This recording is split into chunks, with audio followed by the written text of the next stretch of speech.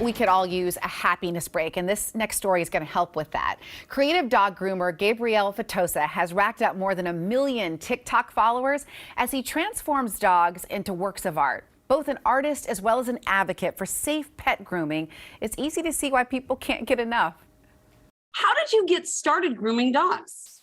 I started when I was about 12 years old in the outskirts of São Paulo, Brazil.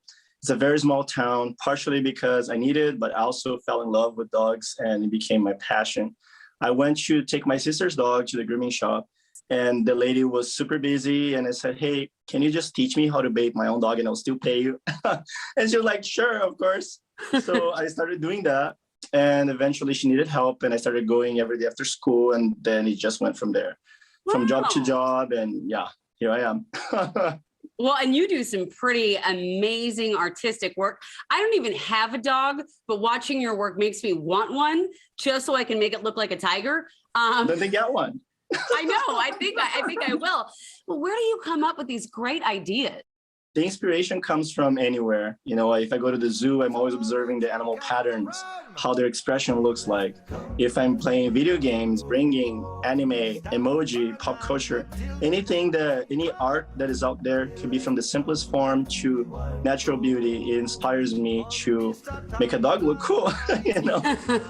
How much say does the actual pet have? I mean, do you look at a dog's personality and decide what it's going to be? Yeah, definitely. There's people that email me or call like, oh, I want a tiger, I want a giraffe. And then when they look at the dog, it doesn't really go sometimes that personality or that vibe. So then I always suggest something else, or we just tweak the idea. For example, if the person wants a tiger, I can make a tiger, but look like a plush bear tiger. Yeah. So it goes with the dog's personality. So I'm always like tweaking the idea to a way that it would enhance the personality and like really showcase who the dog is. I love that. You know, I also really enjoyed that you kind of addressed anyone's concern about animal cruelty or issues with the dye, and you showed the dye and you even put it on your tongue. Yes. Yeah, it's completely non-toxic. It's vegan. And I understand the people's concerns because it comes from a place that everybody loves dogs and want to make sure the dogs are okay. Right. And, you know, my life was built around them. Dogs literally kept me from getting into trouble and they saved me. I would never do anything to stress or harm a dog. It's just a really cool haircut. You're a good person. I like you. Aw, thank you. You too. Well, for all of us who own pets, how important is it grooming for their health? I know for cats, because I'm a cat person and I have cats. I was told by a vet one, it's good for their digestive tract to brush them. I mean, it's important to groom our pets, right? Yes, grooming our pets are essential because especially in the modern days where they live inside, it's not only hygiene, but it's essential for their health. That's why very soon when the pandemic happened, all of a sudden people were like, how do we groom our dogs? How do we cut their nails? It's hurting them. How do we keep up with their skin routine? Because there's some dogs that really need constant medication baths.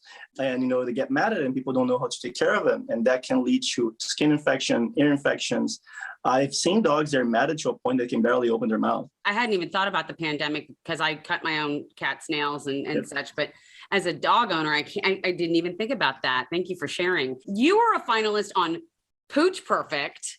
Yes. What was that like? Very stressful. It was an amazing experience, you know, growing up from Brazil, where I came from. I never imagined that I would end up in Hollywood with, you know, Rebel Wilson, Lisa Vanderpump, Jorge, Dr. Kelly, amazing people that I've seen on TV and grew up watching. I never thought that I would be right by their side and competing, doing what I love, and the art being represented worldwide. And to be able to get there and become the Brazilian that went the furthest in a reality competition in America ever, it was, look, you know, such an honor. And to today, I have goosebumps to think about that experience that happened. You know, it seemed like a dream. Oh, well-deserved indeed. People have really responded to your TikTok. How does that feel to get kind of that excitement from others? It is pretty amazing that what I do, what I love doing, can touch so many people. You know, a lot of people say, hey, I needed this. I was having a bad day and I'm no longer having a bad day. It makes me smile. I had people that said, my son has autism and now he wants to become a groomer because of you. Those things are I can't express how that makes me feel, because for a long time, people didn't recognize groomers as artists as we are. Yeah. When I told my friends or family that I was going to become a groomer, not everybody understood. They were like, hey, why don't you go to school? Why don't you do something else? And now I'm glad that I can show this path for the new groomers coming up, form of art, that people can have their dogs looking special, that they can get the dogs a lot of attention on the streets for dogs that love attention, and can make people smile. That's just priceless. We're smiling. Well, we love Gabriel. He's really such a fabulous artist, and it really is fun to just watch his work. Thank you for the inspiration, and thank you for spending time with us today. You can watch me tonight on Evening at 7:30 right here on King 5. Enjoy your day, and we'll see you next time.